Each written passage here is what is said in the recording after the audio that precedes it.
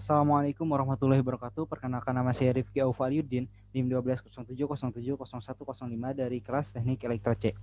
Video ini dibuat untuk memenuhi tugas akhir dari mata kuliah Kimia Dasar 2 yang diampu oleh Ibu Baik. Di sini saya akan membahas mengenai fuel cell atau sel bahan bakar. Nah, sebelumnya elektrokimia merupakan ilmu kimia yang mempelajari tentang perpindahan elektron yang terjadi pada sebuah media pengantar listrik atau elektroda. Elektroda terdiri dari elektroda positif dan elektroda negatif. Hal ini disebabkan karena elektroda tersebut akan dialiri oleh arus listrik sebagai sumber energi dalam pertukaran elektron. Konsep elektrokimia didasari oleh reaksi reduksi oksidasi atau redoks dan larutan elektrolit. Reaksi redoks merupakan gabungan dari reaksi reduksi dan oksidasi yang berlangsung secara bersamaan. Pada reaksi reduksi terjadi peristiwa penangkapan elektron, sedangkan reaksi oksidasi terjadi peristiwa pelepasan elektron pada pengantar sel elektrokimia. Nah, fuel cell atau sel bahan bakar merupakan sebuah alat elektrokimia yang dapat mengubah energi kimia menjadi energi listrik secara terus-menerus. Fuel cell ini memiliki fungsi yang mirip dengan baterai biasa, akan tetapi berbeda dengan baterai. Perbedaan yang mendasar antara fuel cell dengan baterai adalah terdapat pada suplai energinya. Baterai bersifat hanya menyimpan energi saja dan energi maksimum yang dihasilkan tergantung pada jumlah reaktan yang tersedia pada baterai tersebut. Sementara fuel cell tidak menyimpan energi tetapi dapat diisi reaktannya secara terus-menerus, sehingga akan terus menghasilkan energi dari reaksi kimia yang terjadi. Nah, prinsip dari fuel cell.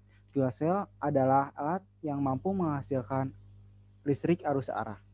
Alat ini bahan bakarnya adalah gas hidrogen dan oksigen yang terdiri dari dua buah elektroda, yaitu anoda dan katoda, yang dipisahkan oleh suatu elektrolit.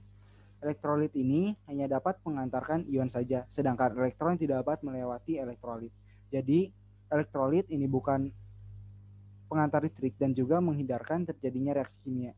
Hidrogen dialirkan ke dalam fuel cell, yaitu ke bagian anoda, sedangkan oksigen atau udara dialirkan ke bagian katoda. Dengan adanya membran atau elektrolit, maka gas hidrogen tidak akan bercampur dengan oksigen.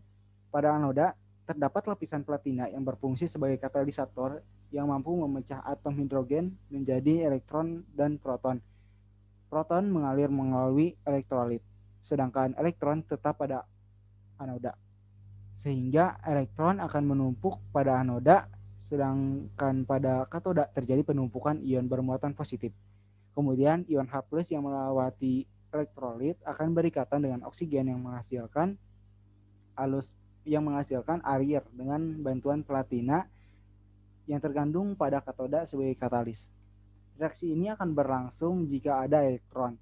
Pada anoda terdapat elektron, sedangkan pada katoda membutuhkan elektron. Jika anoda dan katoda dihubungkan, maka elektron akan mengalir sehingga terdapat arus listrik.